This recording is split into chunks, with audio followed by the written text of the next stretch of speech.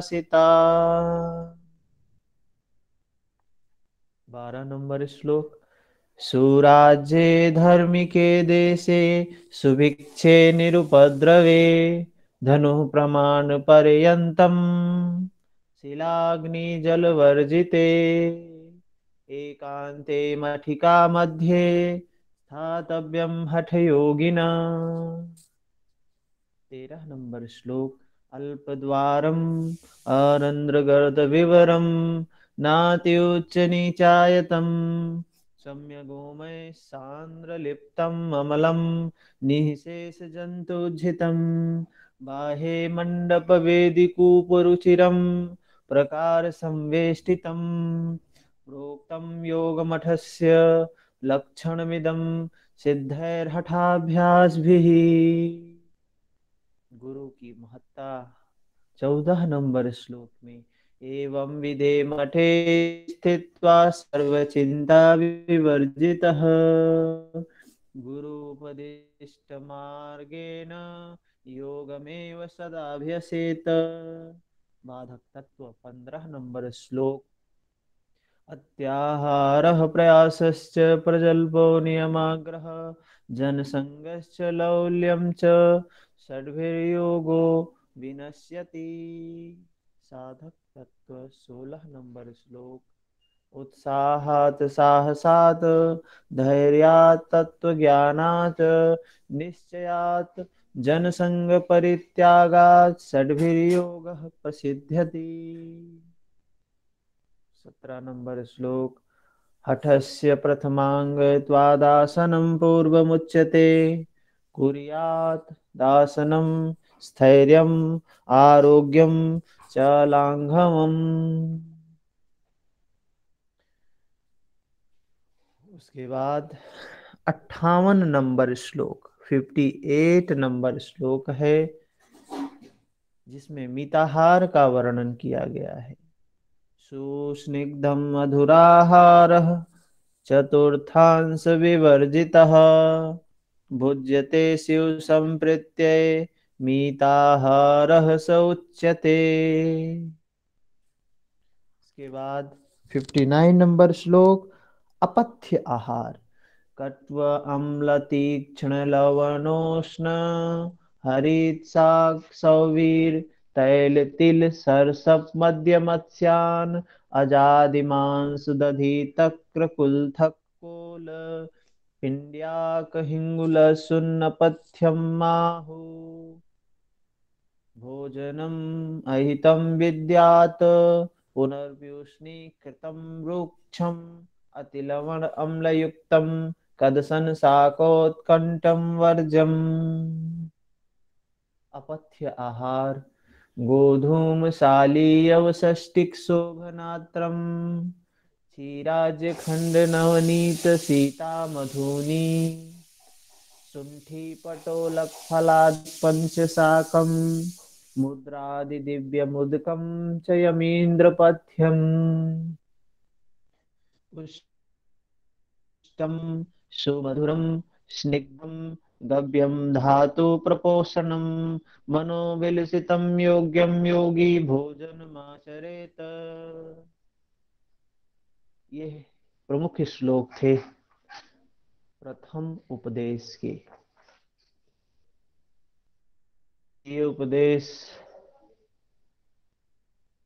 में भी प्रथम और द्वितीय श्लोक महत्वपूर्ण है। द्वितीय उपदेश प्रथम श्लोक। अथासने दृढ़े योगी वसी हितमितासनः गुरुपदिष्ट मार्गेण प्राणायामं समभ्यसेत। फिर प्राणायाम के अभ्यास की जरूरत क्या है दूसरा श्लोक बताता है। लेवाते चलम चित्तम निश्चले निश्चलम भवेत् योगी स्थाणुत्वम आप्नोति ततो वायुं निरोधयेत।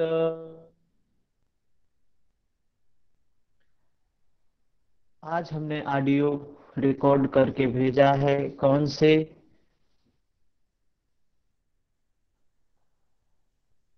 ये नाड़ी शोधन का जो श्लोक है, बद्ध पद्मासनो योगी प्राणम चंद्रेण पूरयेत धारयित्वा यथा शक्ति भूयः सूर्येण रेचयेत। ये है नाड़ी शोधन का श्लोक है, जिसमें बोल रहे हैं पद्मासन की स्थिति में बैठकर बाईं नासिका से श्वास लें, फिर कुंभक करें, दाहिनी नासिका से श्वास को छोड़ दें। इस श्लोक को कैसे याद करना है, एक रिकॉर्डिंग भेज दिया है, 2-3 मिनट का है, उसको सुनेंगे, दिन भर अभ्यास करेंगे, श्लोक पूरी तरीके से याद। तो हम लोग कल तृतीय उपदेश समाप्त कर लिए थे। पीडीएफ हमने भेजा है आपको सभी को, पीडीएफ को ओपन कर लें, पूरा एक बार देख लेते हैं तृतीय उपदेश क्या है। इसमें नोट जो हमने भेजा है सभी को मिला होगा, जिसको नहीं मिला है मैसेज कर दें, उनको भेज देते हैं।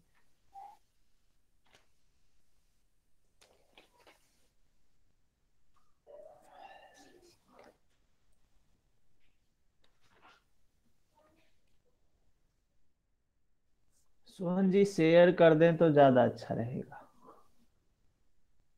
सर कर रहा हूँ 1 मिनट में।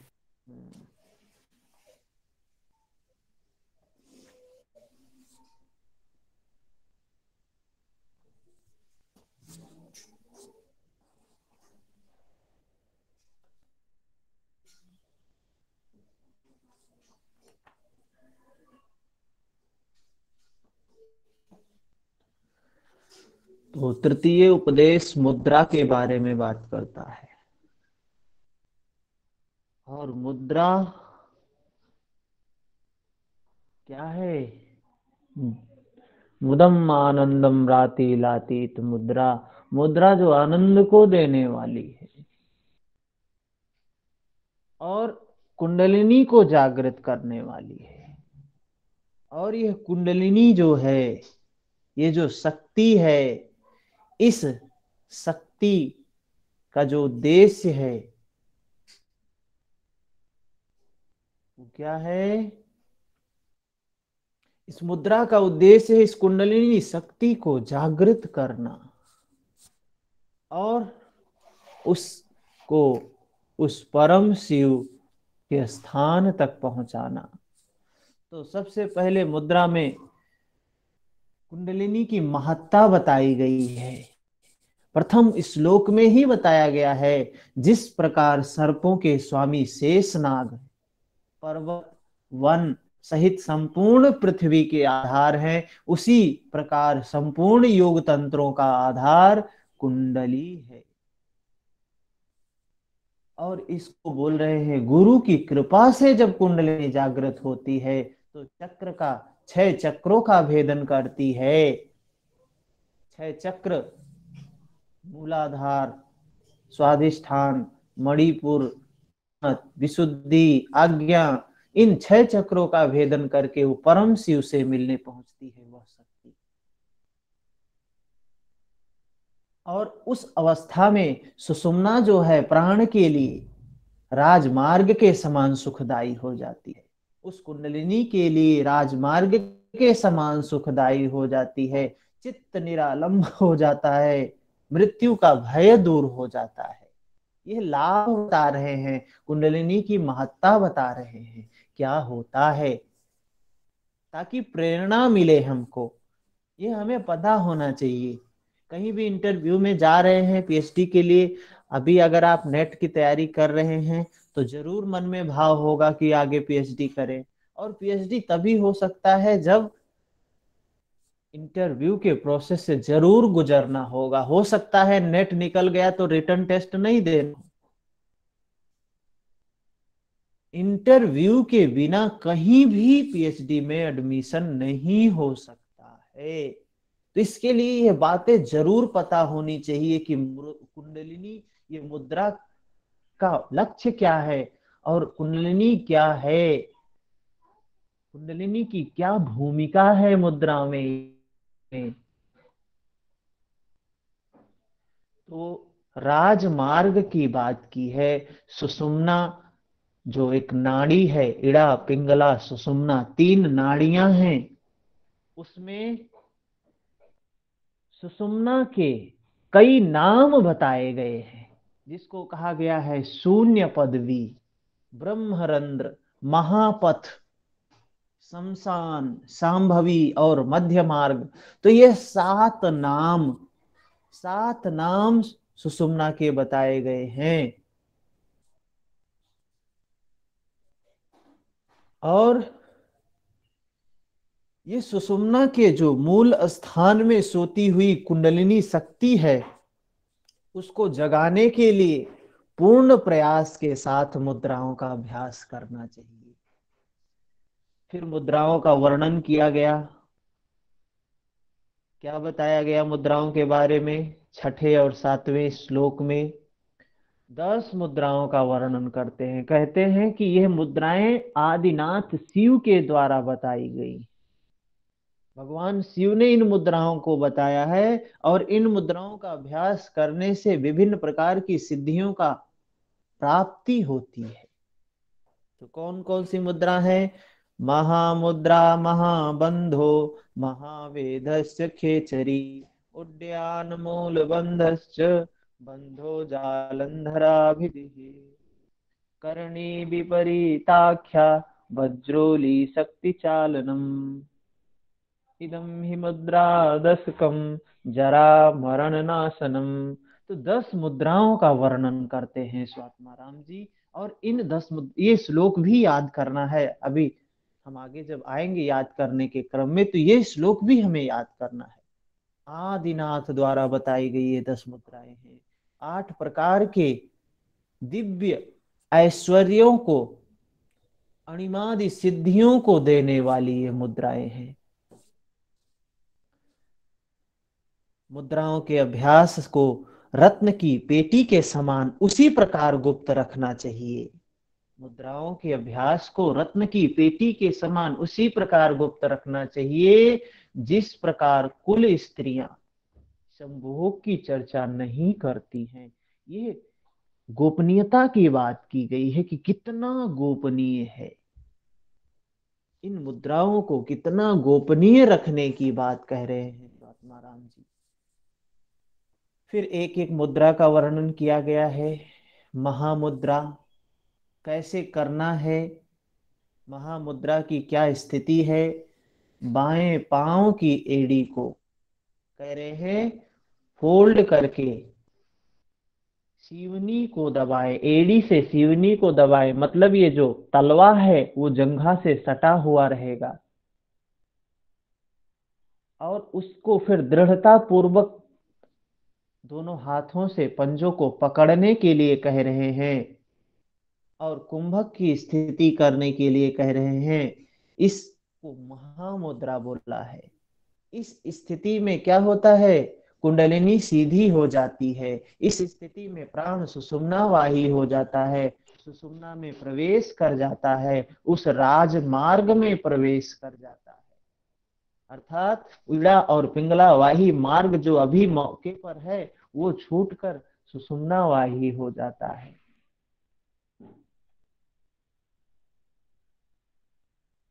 रेचक कह रहे हैं धीरे धीरे करना चाहिए। सिद्धों द्वारा बताई गई यह महामुद्रा है, इसके कुछ लाभ बताए गए हैं।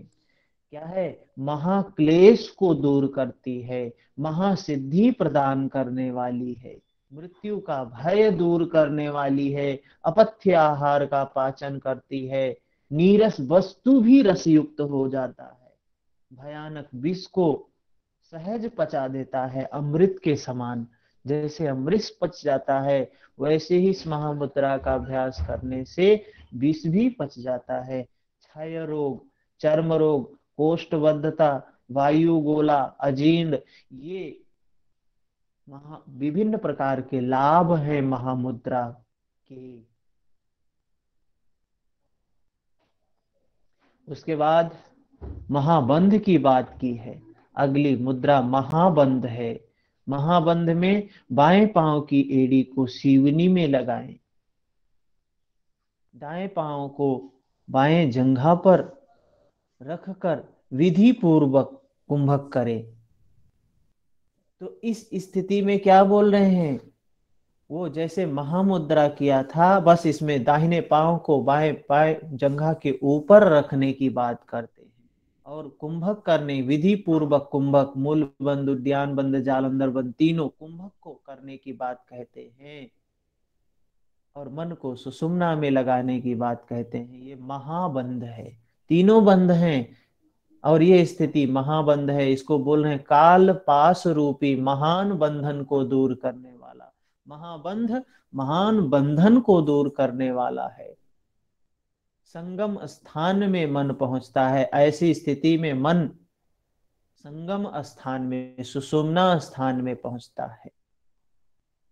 इसके बाद महावेद का वर्णन किया है।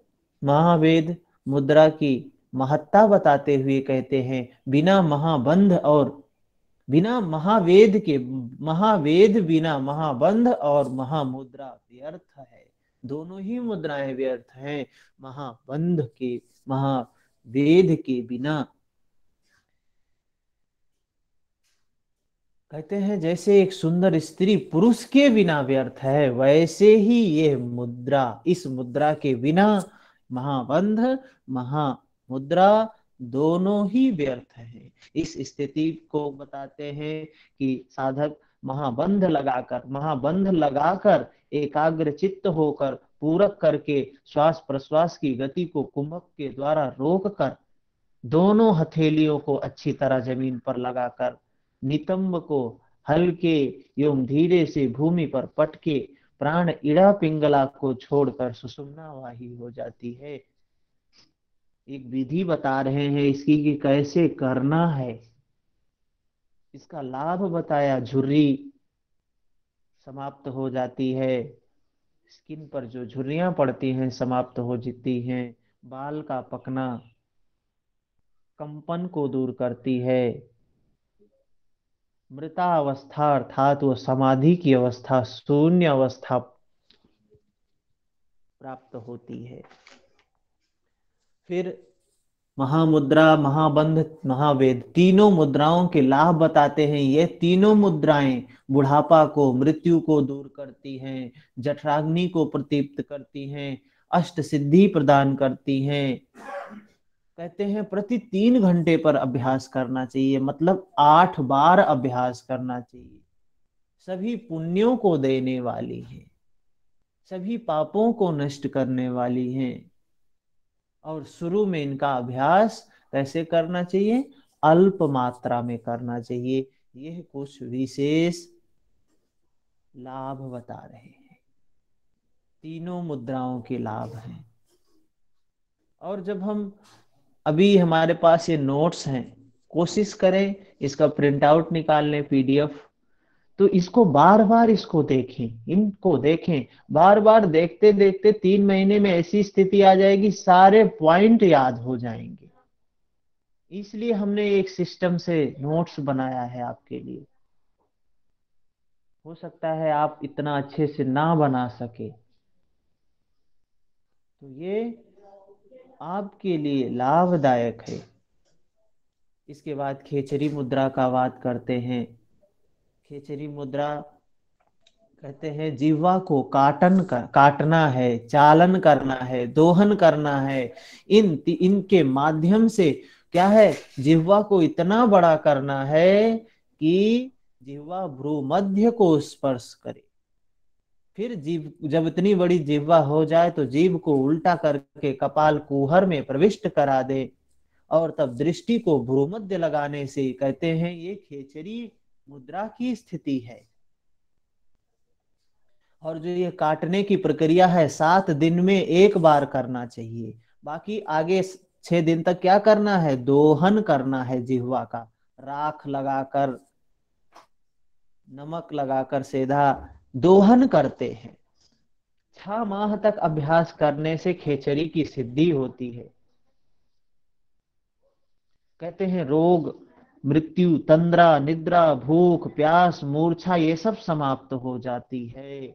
कर्म में लिप्त नहीं होते हैं, काल से बाधित नहीं होते हैं, बिंदु की रक्षा होती है। सोमपान करने वाला साधक 15 दिन में मृत्यु पर विजय प्राप्त कर लेता है। अर्थात उस जिह्वा के द्वारा जो उस सोम रस का पान करता है जो योगी, वो 15 दिन में मृत्यु पर विजय प्राप्त कर लेता है। तक्षक नाग के काटने पर, तक्षक नाग के काटने पर उसके विष का भी प्रभाव विफल हो जाता है, विष का प्रभाव नहीं पड़ता है। फिर स्वात्माराम जी कहते हैं कि इस सोम रस का जो पान करने वाला योगी है, जो अमर वारुणी का पान करने वाला है, उसको गोमांस बोला है कि जिह्वा के द्वारा जो उस अमृत का पान करता है, मैं उसी को योगी मानता हूं, उसी को योगी मानता हूं। और यह महापातक को नष्ट करने वाली मुद्रा है। इस स्थिति में दिव्य स्वाद का अनुभव होता है। दिव्य स्वाद का मतलब दिव्य नमकीन स्वाद, तीखा, खट्टा, दूध, शहद, घी, इसके समान में स्वाद का अनुभव होता है जो खेचरी मुद्रा सिद्ध कर लेते हैं। खेचरी मुद्रा सिद्ध करने पर साधक पर शस्त्र का प्रभाव नहीं होता है, अष्ट सिद्धि प्राप्त होती है, सिद्धांगनाएं आकर्षित होती हैं। ये कुछ लाभ बताया है। कहते हैं जो मनुष्य के शरीर का जो क्षरण होता है, मृत्यु होती है, उसका कारण है ये सोम रस का नष्ट होना, सोम रस का, सोम श्राव का क्षरण होना ही मनुष्य शरीर की मृत्यु का कारण है। अतः उस श्राव का निरोध करना चाहिए, जो खेचरी मुद्रा बताती है, करवाती है।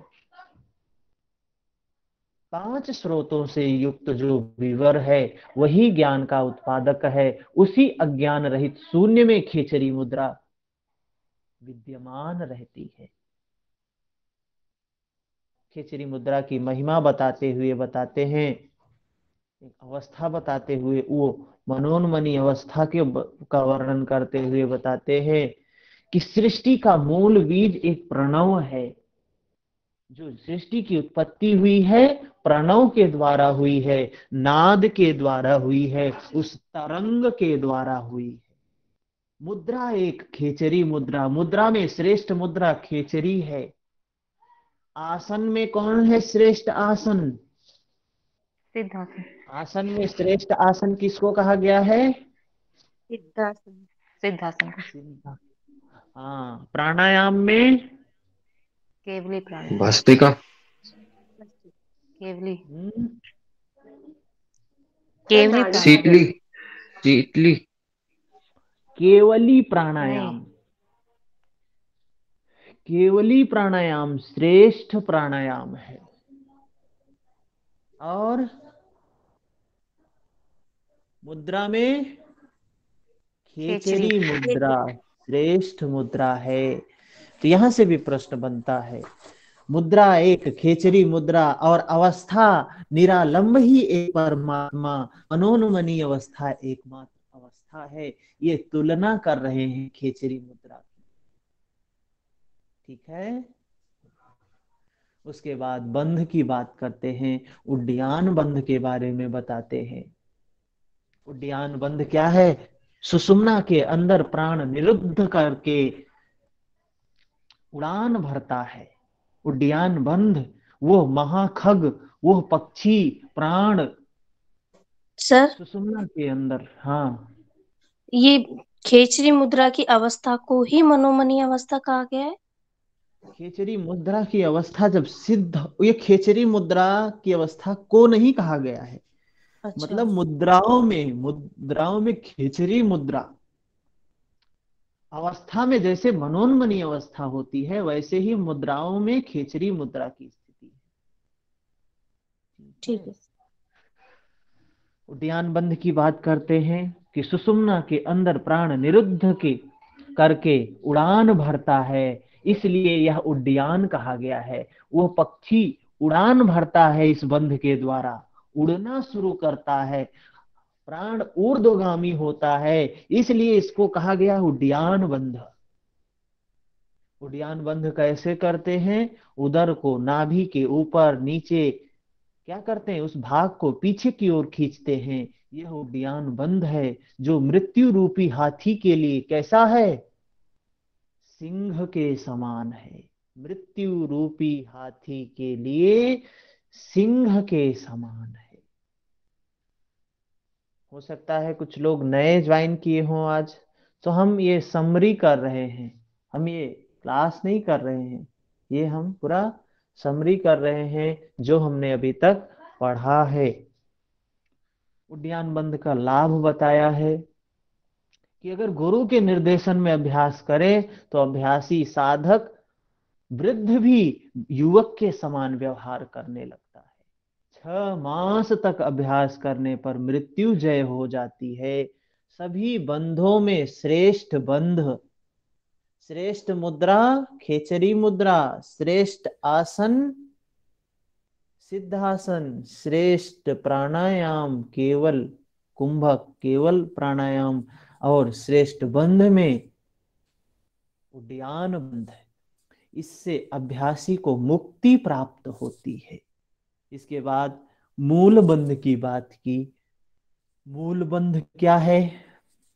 इसमें बोला है कि एड़ी से सीवनी को दबाएं, मध्य भाग को दबाकर गुदा का आकुंचन करना है। अपान वायु को ऊपर की ओर खींचकर रखने की स्थिति को मूल बंध कहते हैं।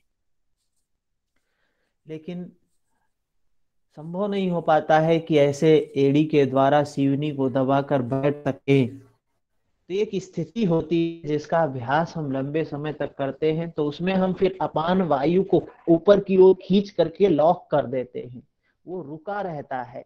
ऐसी स्थिति एक आती है तो उसको बोलते हैं मूल बंध। मूल बंध के अभ्यास से क्या होता है? प्राण और अपान, प्राण कहाँ है? ऊर्ध्व ऊपर की ओर है, हृदय प्रदेश में है। अपान कहाँ है?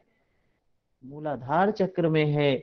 इन दोनों का, नाद और बिंदु का, इनका क्या होता है? एक रूप हो जाते हैं। ऐसी अवस्था में दोनों का जब मिलन होता है तो इसको कहते हैं योग की सफलता है। ये योग की सफलता प्राप्त होती है। मूल बंध का लाभ बताया गया कि अपान और प्राण की एकता होती है।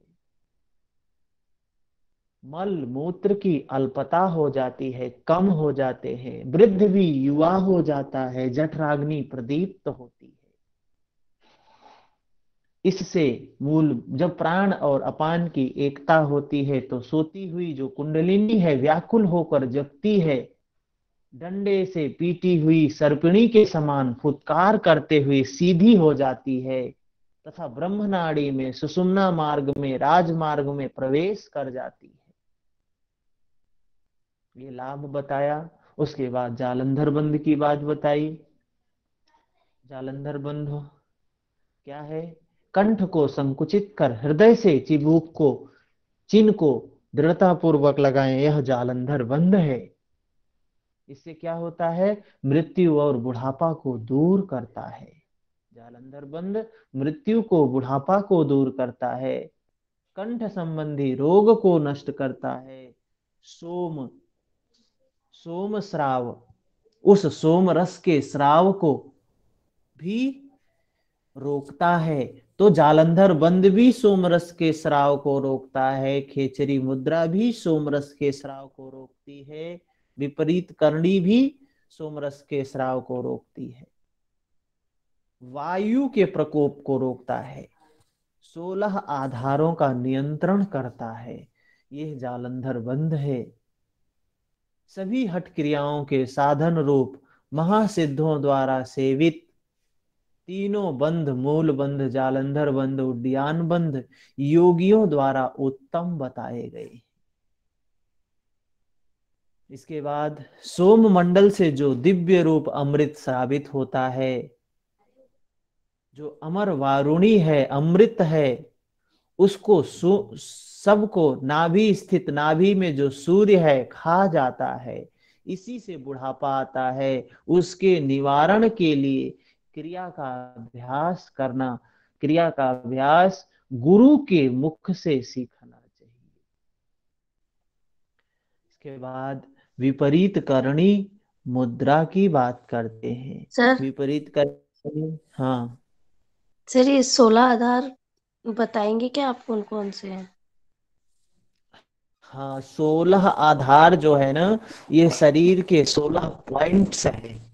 इनको हम उसमें सिद्ध सिद्धांत पद्धति जब करेंगे, हाँ, सिद्ध सिद्धांत पद्धति में 16 आधारों का वर्णन किया गया है। ठीक है, वहां उस पर हम इनको, ठीक है सर, हाँ, ठीक है सर। विशेष रूप में देखेंगे वो 16 आधार कौन कौन से, जैसे पादांगुष्ठा आधार, ऐसे ये ठीक है। 16 पॉइंट हैं। जैसे चक्र हैं हमारे, वैसे हाँ ही हाँ, ये 16 पॉइंट हैं। इनके बारे ठीक है में सर, हम सिद्ध सिद्धांत पद्धति में देखेंगे। ठीक है, ठीक है सर। हाँ। इसके बाद विपरीत करनी, तो इसमें विपरीत करनी मतलब विपरीत कर देना। किसको विपरीत कर देना? जो वैसे वे में क्या है, सूर्य नीचे है और चंद्र ऊपर है, सोम मंडल ऊपर है और सूर्य स्थित है नीचे, उसमें मणिपुर चक्र में। तो कह रहे हैं कि इसको ऊपर कर देना, सूर्य को ऊपर कर देना, सोम मंडल को नीचे कर देना, क्या है? विपरीत करनी है। इससे लाभ क्या होता है? जठराग्नि तीव्र होती है, प्रज्वलित होती है। अभ्यासी को पर्याप्त भोजन करना चाहिए। इसमें विपरीत करनी में कहा गया है कि योगाभ्यासी को पर्याप्त भोजन करना चाहिए। अगर कम भोजन करेगा तो उसकी जो अग्नि है किसको जलाने लगेगी? उसके शरीर को ही जलाने लगेगी। और इसके अभ्यास को करने की विधि में बताते हैं कि प्रथम दिन 1 क्षण के लिए करना, दूसरे दिन 2 क्षण, तीसरे दिन 3 क्षण, ऐसे ही प्रति क्षण अभ्यास बढ़ाना चाहिए। और 6 माह अभ्यास के बाद, 6 माह अभ्यास के बाद कितने घंटे तक स्थिति ले जानी है? 3 घंटे तक। 6 माह तक अभ्यास करें और 6 माह में 3 घंटे तक स्थिति, होल्डिंग की स्थिति पहुंचा दें। तो इससे क्या होगा? झुर्री, सफेद बाल नहीं होता। ये कई लाभ बताए गए हैं विपरीत करने के, कि झुर्रियां नहीं पड़ेंगी, सफेद बाल नहीं होंगे और जठराग्नि प्रदीप्त हो जाएगी। कभी बूढ़ा नहीं होगा व्यक्ति। सोम रस, सोम श्राव जो है, अमृत है, वो भस्म होने से बच जाएगा। ठीक है, ये सब कुछ लाभ बताए गए इसके। इसके बाद वज्रोली मुद्रा के बारे में। वज्रोली में 2 प्रकार की बताई गई है, सहजोली और अमरोली। इतना ही जानना है। वज्रोली 2 प्रकार है और वज्रोली प्रक्रिया करने के लिए 2 चीज की आवश्यकता होती है। एक तो दूध, क्षीर जिसको बोलते हैं, एक स्वाधीना नारी। 2 बातें बताई गई हैं। ये दुर्लभ वस्तुएं हैं योगी के लिए। क्या है पता नहीं, कैसे है पता नहीं। वज्रोली क्रिया के बारे में ज्यादा कुछ ना इंटरव्यू में पूछा जाता है ना एग्जाम में कुछ होता है। बस इतना ही जानना है, वज्रोली 10 मुद्राओं में एक क्रिया है वज्रोली, जो 2 प्रकार की है। इसके बाद चलते हैं सर शक्ति सर चालनम। ये स्वाधीना क्या होता है? स्वतंत्र, स्वाधीन, पराधीन नहीं। स्वाधीन का मतलब स्व के अधीन हो, पराधीन मतलब दूसरे के अधीन हो। योगिनी की बात है इसमें। ठीक है, शक्ति चालनम, तीसरी जो अंतिम जो मुद्रा है शक्ति चालन। शक्ति चालन में ये शक्ति किसको बोला गया है? उस कुंडलिनी को बोला गया है। उसके 7 नाम बताए गए हैं। कुंडलिनी शक्ति के अन्य नाम 7 नाम है। कुटिलांगी, कुंडलिनी, भुजंगी, शक्ति, ईश्वरी, कुंडली, अरुंधति। तो ये नाम हैं, इनके 7 नाम कुंडलिनी के बताए गए। जैसे उस सुषुम्ना के 7 नाम बताए गए, वैसे ही यहाँ पर कुंडलिनी के 7 नाम बताए गए हैं। कहते हैं जिस प्रकार चाबी से हम दरवाजे को खोलते हैं, उसी प्रकार से कुंडलिनी के द्वारा, इस शक्ति के द्वारा मोक्ष का द्वार का भेदन किया जाता है। ठीक है। जिस मार्ग से क्लेश रहित ब्रह्म पद को जाया जाता है, उस मार्ग को ढककर कुंडलिनी शक्ति सो रही होती है। उस मार्ग को के मुख को रखकर, ढककर वो शक्ति सो रही होती है। और वो शक्ति क्यों सो रही है? वह योगियों के मोक्ष के लिए सो रही है, मूढ़ लोगों के, भोगियों के बंधन का कारण बनती है। जो उस शक्ति को जानता है, वही वास्तव में क्या है? योग का जानकार है। वो कुंडलिनी शक्ति 3.5 फेरे मारे हुए उस मूलाधार चक्र में सो रही है, जो सर्प के आकार की टेढ़ी मेढ़ी आकार वाली बताई गई है। उस शक्ति को जिसने जगा लिया वो मुक्त है। फिर गंगा और यमुना के बीच में स्थित तपस्विनी बालरंडा उस कुंडलिनी को कह रहे हैं, पुरुषार्थ से जगाना चाहिए, मेहनत से, परिश्रम से, तप से जगाना चाहिए। और उसके बाद इड़ा, पिंगला, सुषुम्ना ये नाम बताते हैं। इड़ा को गंगा, पिंगला को यमुना, सुषुम्ना को सरस्वती, ये नाड़ियों के नाम बोले गए हैं। इसको हमको याद रखना है। इड़ा कौन है? बायां स्वर है। पिंगला दायां स्वर है। सुषुम्ना मध्य स्वर है, मध्य मार्ग है, महापथ है। इड़ा को चंद्र बोला गया है। थोड़ा सा नीचे करेंगे तो अभी उसमें हमने लिखा है।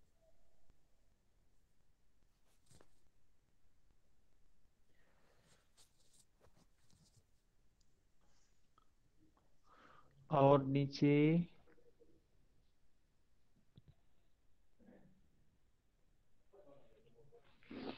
तो ये आपको सबके पास है ना पीडीएफ? इसमें हमने ये इड़ा, पिंगला, सुषुम्ना ये नाम जो बहुत जरूरी है। हठ प्रदीपिका में गंगा, यमुना, सरस्वती बताया गया है। और यहां से भी प्रश्न आता है। हकार हम, हा से हकार जिसको हम भी बोलते हैं, ठा से ठकार जिसको ठम भी बोलते हैं, हकार ठकार, हम ठम, शिव शक्ति, सूर्य चंद्र, दाया स्वर बाया स्वर। तो ये नाम हैं, इनके पर्यायवाची हैं, ये याद होने चाहिए। तो देखिए किसका किसका पर्यायवाची बताया गया? उस सुषुम्ना का पर्यायवाची बताया गया 7, कुंडलिनी का पर्यायवाची बताया गया 7, इन नामों के भी पर्यायवाची बताए गए, इन नाड़ियों के भी पर्यायवाची बताए गए। कहते हैं उस सोती हुई कुंडलिनी को, सर्पिणी को पूंछ पकड़कर जगाना चाहिए, उससे वह शक्ति निद्रा छोड़कर ऊपर उठती है। उस शक्ति को प्रातः सायं, सुबह में और शाम में 3 घंटे सूर्य नाड़ी से पूरक करके युक्ति पूर्वक पकड़कर चलाना चाहिए। कह रहे हैं कि 3 घंटे सूर्य नाड़ी से पूरक करके चलाना चाहिए। और सिद्धासन में बैठकर दोनों हाथों से दोनों पांवों के टखनों को पकड़कर कंध का पीड़न करें। उसके बाद कुंडलिनी को चलाने की क्रिया करें। फिर भस्त्रिका कुंभक करें, उससे कुंडलिनी शीघ्र जागृत होती है। ये कुछ विधि बता रहे हैं कुंडलिनी जागृत करने की। तो कुंडलिनी जागृत कौन कौन से आसन से है? आसन कुंडलिनी जागृत करने वाला। मत्स्येंद्रासन। मत्स्येंद्रासन। हाँ, सर ये प्राणायाम। पीडीएफ मेरे पास नहीं है, मिल सकता है क्या? भस्त्रिका। ग्रुप पे डाले हुए है क्या? भस्त्रिका। भवानी जी मैसेज कर दीजिएगा। वस्त्रिका ये स्टूडेंट ग्रुप है, उसमें ही ये नोट्स जो है, स्टूडेंट का जो ग्रुप बना है उसमें कुछ शुल्क रखा है हमने। जब अच्छा जो लोग पे करते हैं उनको उसमें ऐड कर लेते हैं। ठीक है, मेरे को ऐड करना, मैं मैसेज करेंगे। कर दीजिएगा। तो प्राणायाम में कौन सा प्राणायाम है जो भस्त्रिका। कुंडलिनी जागृत करने का काम करता है? भस्त्रिका प्राणायाम। इसके बाद मुद्रा में बताया किसको, कौन सी मुद्रा महामुद्रा। है? महामुद्रा। महामुद्रा। और महामुद्रा, शक्ति चालिनी मुद्रा। और मूल बंध में भी बताया है कि वो कुंडलिनी सीधी हो जाती है, डंडे से पीटी हुई के समान बिल्कुल सीधी हो जाती है, ऊर्ध्वगामी होती है। तो ये कुछ लाभ बताए गए हैं। लाभ क्या है इसके आगे? इस शक्ति चालिनी मुद्रा करने से क्या होता है? मृत्यु का भय समाप्त होता है, रोगों से छुटकारा प्राप्त होता है, समस्त सिद्धि प्राप्त होती है, 72,000 नाड़ियों का शोधन होता है। तो 72,000 नाड़ियों का शोधन, 72,000 नाड़ियों का जो शोधन है, नीचे है सोहन जी और नीचे, 72,000 नाड़ियों का शोधन जो होता है वो कैसे होता है? आसन से, सिद्धासन से होता है। प्राणायाम में नाड़ी शोधन प्राणायाम से होता है। मुद्रा में शक्ति चालिनी मुद्रा से होता है 72,000 नाड़ियों का शोधन।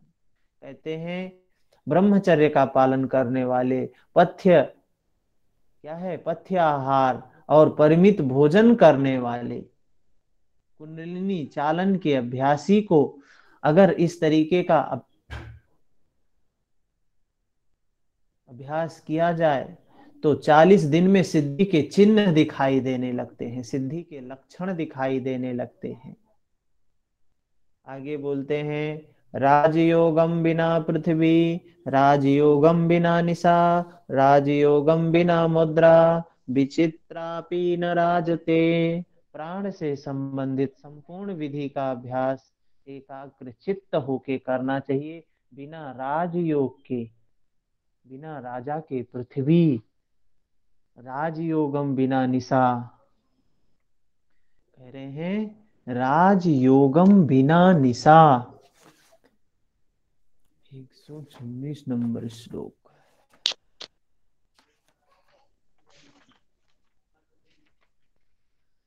राजा के बिना पृथ्वी, चंद्रमा के बिना रात्रि, राज चिन्ह के बिना मुद्रा, वैसे ही समाधि के बिना आसन, समाधि के बिना कुंभक, समाधि के बिना मुद्रा, ये सब क्या है? व्यर्थ हैं, निरर्थक हैं। तो यह प्राण से संबंधित आसन, प्राणायाम, मुद्रा, सबका अभ्यास एकाग्र चित्त से, चित्त वृत्ति निरोध करके करना चाहिए। इस प्रकार आदिनाथ ने, भगवान शिव ने 10 प्रकार की मुद्राओं का निरूपण किया है। प्रत्येक मुद्रा साधक को महान सिद्धि प्रदान करने वाली है। गुरु के वाक्य पर भरोसा करके, गुरु पर विश्वास करके, बिना संशय के निर्भय होकर अभ्यास करना चाहिए। और जो योग का उद्देश्य है, मुद्रा का उद्देश्य है, उसको प्राप्त करना चाहिए। तो हमने तृतीय उपदेश को पूर्ण रूप से कर लिया। ये नोट्स भी आप सभी को प्राप्त हैं, इसका प्रिंट आउट ले लें और इसको बार बार इसको देखते रहें, देखते रहें। इससे बाहर कुछ भी नहीं आने वाला है।